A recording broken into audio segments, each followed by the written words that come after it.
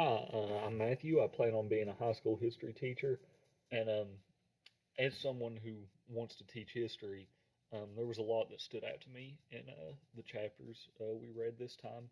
Um, One of the major things that I think was really interesting was sort of the idea of bringing history alive, um, and there was discussion of that even in the chapters that weren't explicitly about history, like the idea of bringing in guest speakers with particular skills and everything. I think in a history setting that could be really beneficial to students.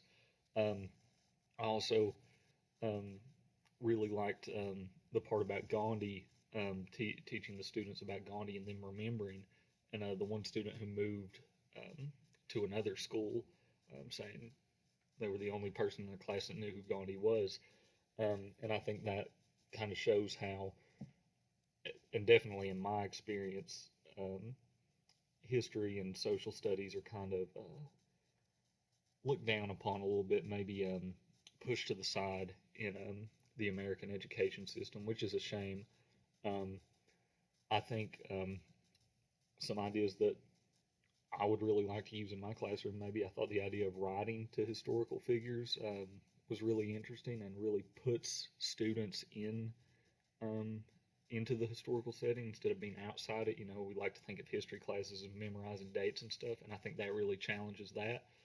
And I also really like the idea of allowing the kids to discuss and debate with each other about certain topics. But that does lead me into my question, which is we know that, especially in high school, children will come into school with their own preconceived notions, and some of them might be um, wrong or problematic in some way.